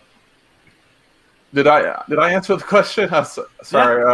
Yeah, I think so. We're good. Yeah. You covered it. Yeah, but yeah. So keep her memory for the change to happen, and yeah, that's all I gotta say about that. Jack, what about you? Should they have wiped her memory? And final thoughts on the episode? You're muted. You're muted, Jack. Jack, you're muted. Sorry about that. No, they shouldn't have. In fact, what I'm reminded of is an episode of Star Trek: The Next Generation called I, Borg, where they were going to use this Borg as a weapon. Yep, Hugh. They were going to use Hugh as a weapon, but in the end, they decided not to use him as a weapon and to not wipe his memory because that way he can keep his experience as being an individual, and that it could spread, throughout the collective. And of course, when you meet Hugh next time, he has his own little crew of Borg that have, come away from that. And that's what it reminded me of especially at the end when she shuts off the TV. I think you're right. That's the beginning of a movement right there. Mm-hmm. It just starts with her, and then it's maybe by next season she's gonna have like a little team. Who knows? As for my final thoughts on the show, it's. I remember when I first watched it, it was impactful. Like, you know the shows that are going to be impactful immediately when you watch them. It's, and then sometimes like you'll like shows after watching them a few times, but the ones that really stick to you, that's one of those that really stuck to me. I mean, I give it like a thumbs, little thumbs up. Yeah. By the way, this was given to me by Tom Constantino. This and this pen right here, they sent them to me, which is very kind of him. Lucky. So yeah, that's it. Thank you for having me. Yeah, thanks for joining us, Maria. What about you? Should they have canceled her? And I'm sure they've canceled her. Should they have erased her memory? And should they have? And what your final thoughts? I'm sorry. That's all right. No, because first of all, who'd believe her anyway? They'd think she was off the rocker. But I think it was deliberate. It could be for a setup. I mean, they start her out young, which means that if they come back later, they may show her at a later time, showing the progress she made, because that's one thing that didn't show. Like, it didn't end with.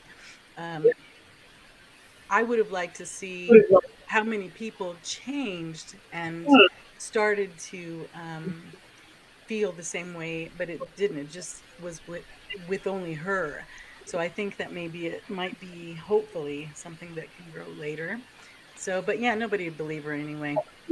My thoughts obviously was spot on, powerful. and brilliant. Oh, sorry, I wanted to ask something else. To me, when I was watching the opening sequence when they approached the newspaper vendor, it kind of reminded me of a scene of a Sliders episode where they go to an alternate Earth, hand a real dollar bill. The guy's like, "Oh, what are you guys doing here? Here, take this. You guys be on the cover." It kind of reminded me of that Sliders episode. Yeah. Cool. Thanks for that. The way it started out, though, too. The way it started out, because like it didn't feel like an Orville episode. It felt like, am I watching an episode of 24? And I had to look at the TV guide listing a couple of times, saying, "Wait a minute, this is Orville, but it's like a little bit more intense." I wanna just remind everybody that this is also with the episode that we've often talked about is Phillip's episode, because he was in it for a little bit. And who knows? Maybe we'll see Phillip in more stuff down the road. I'm sure we will. Yeah. So it's a shame Phillip could not join us, and but we just wanted to remind the community that our friend Phillip O'Reilly is part of the is in this episode of Majority Rule. So we will talk to him soon, hopefully. All right, guys. Well, I want to thank everybody for being here, and I want to thank Katie, who left. She had to go take care of emergency weather. I want to thank Alicia. I want to thank ETEP. I want to thank Jack. I want to thank Tim. I want to thank Elihu and Maria.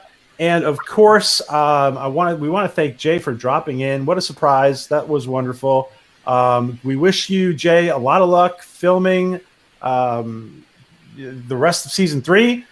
Good luck to Tom and Seth with putting this amazing season 3 together. Thanks so much, Tom Costantino, for being just so awesome with the fans and in representation of Seth as well. Thank you, Seth. And I will overlook that continuity being so awesome error. with the fans. I will overlook that continuity error, Tom. Yeah, Elihu's just being Elihu. Hey, I just happened to notice that. I'm like, Crazy wait nut. a minute, Chuckles. Chuckles. That's why we love you, Elihu. You're crazy nut. Well, according to the psychiatrist in the mental institution I escaped from, yeah. All right, guys. Thank you so much. Thank you, Deej, Galinda, Matt, D.D. Myers, Sushinator, Time Prophet, Mercer Create, everybody who has been in here, Deej, Bird of Prey was in here for a little bit, and everybody who's been in here. Thank you so much, Spartan Flash Sentry, and everyone else who's been in and out. If you're watching us on the replay, enjoy it.